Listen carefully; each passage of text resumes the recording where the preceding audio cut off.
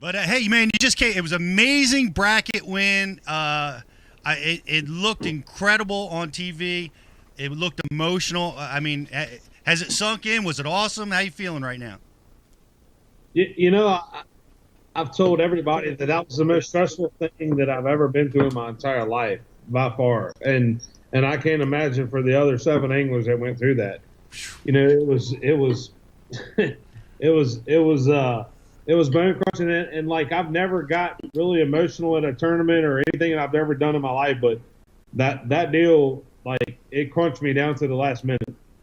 Well, you showed the emotion, and we all saw it come out, and it was amazing adjustment that you had there, and at the last minute catching that big 4-pound smallmouth to getting you up and over the top. I mean, did you like it? Do you think this is an awesome thing, or are you like, dude, that was too much pressure?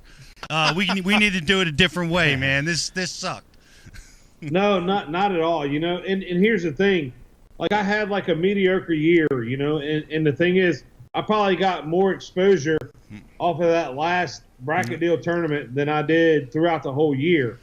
And, you know, which was good for all my sponsors and everybody that has liked me on Facebook or Instagram or tuned in, and all my friends and buddies. I mean, like, when it was over,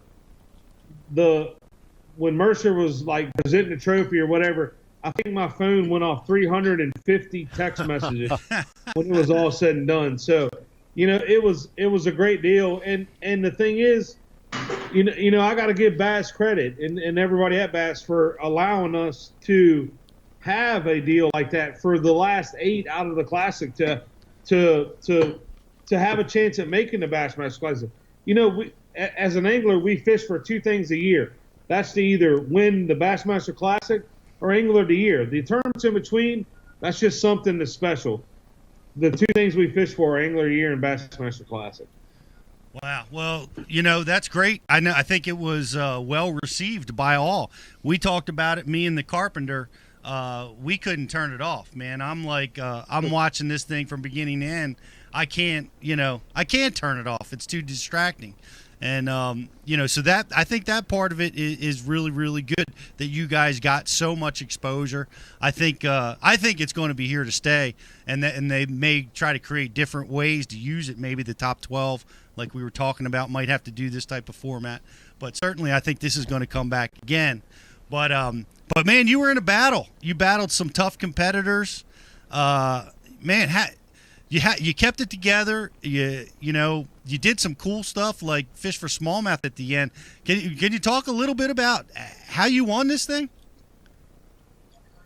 You know, going into that deal, I'd practiced where I caught those fish every time, every session that I had. I would catch a couple where you saw me actually fish.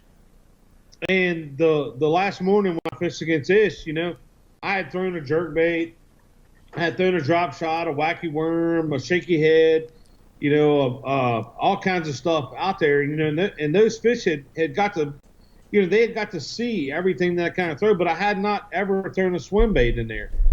And I said, man, you know, I got about an hour where I can go just do whatever I want to do, just simmer down and go fishing. And, you know, I started off with that swim bait first thing in the morning and on that little point deal. And, you know, I caught a 3-4, and that kind of just like, I mean, it fueled my fire to go and go fishing and just see what happened. And, you know, I told Davey Height, he had done a couple of interviews with me and all that stuff.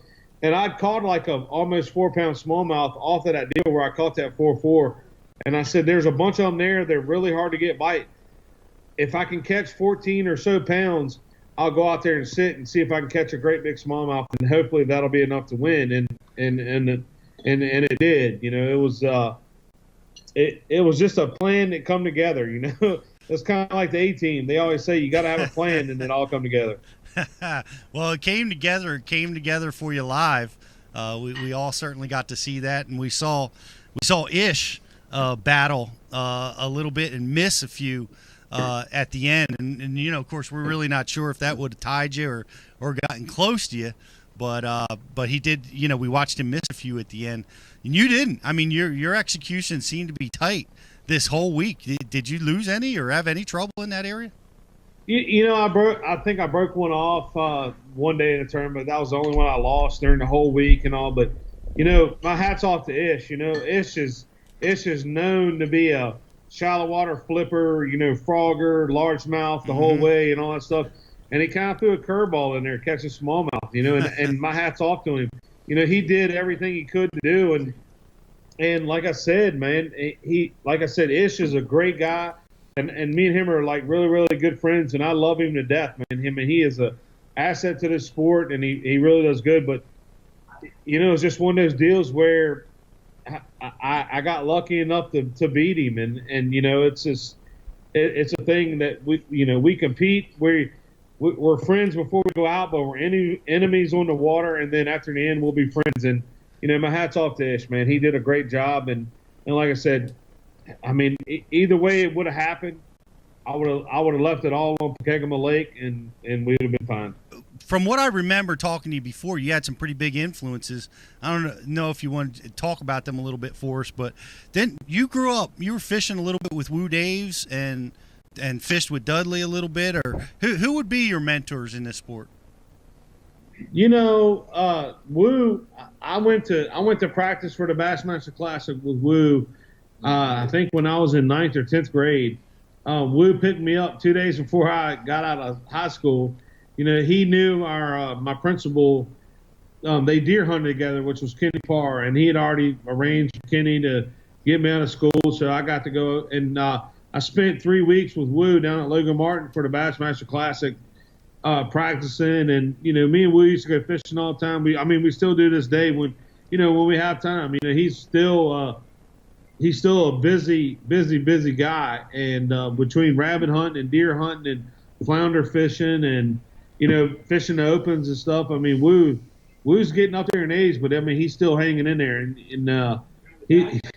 he's still chewing tobacco and having a good time. But it's one of those deals, man, where he's always been there to support me, man. He's been. Other than my dad, Woo was always there to help me through. And I mean, he gave me anything I ever wanted and stuff like that. So, Woo, I'll tell you a little story. Woo's mom, we call her Miss Daves.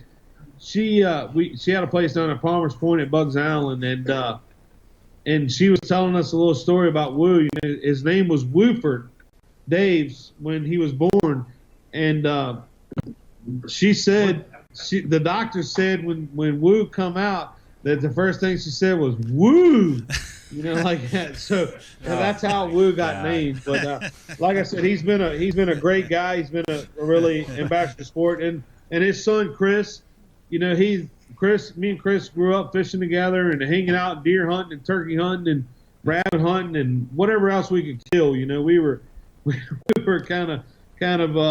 kind of hellions on this deal, but we partied a lot together when I was in high school, but they've been a great family, and I really truly blessed to have them as friends. Man, that's great. That's a great story, and I see Woo at the Opens. It's great to see him, and like you said, I mean, he's aging, I guess, because it doesn't look like it to me. He looks like the same Woo Daves I was competing against 20 years ago. He looks the same. He's keeping it together, and he's out there battling with us all the time. It's great to see him, and it's awesome that you gave him that kind of praise. But I appreciate you being with us tonight, man. It was great. Congratulations on making the Classic. Now, I guys want to follow you. I know they can get you a lot. I want to get a little love to Ricky Bobby and Bass 365. They can check you out there. But hey, hold on, before we go, look, we've had a little guys' night, so we're all cooking out tonight. Yeah. Everybody's got swim baits. We're all chilling. A big white tube steak. Look, there's a cull ring. Right here. Hey, go full screen on this. That's the cull ring. Hang on. This is a great story because Jacob. Here we go. We're going full screen. What are you doing, man? You caught a fish in the Derby that had a cull tag in his mouth. That's the cull tag. Let's see it again. Where's it at? Yeah, this is the actual cull tag the bass that I caught. That's amazing. And it was interesting because it was a big and is controversial deal because you caught the fish with the cull tag in his mouth, and had to get the tournament director involved, I guess Tripp, to make a decision on whether you could weigh that fish with that foreign object in his mouth, or you had to and get the weight, or you had to take it out. And I guess they decided to take it out. It but it looked like, did it make a difference in the weight? No, it was like on those scales that we had, it was a digital scale, so it weighed 3.3 without the coil ring, and it weighed 3.3 3/4 of an ounce with the coil ring. So it was like 3/4 of an ounce.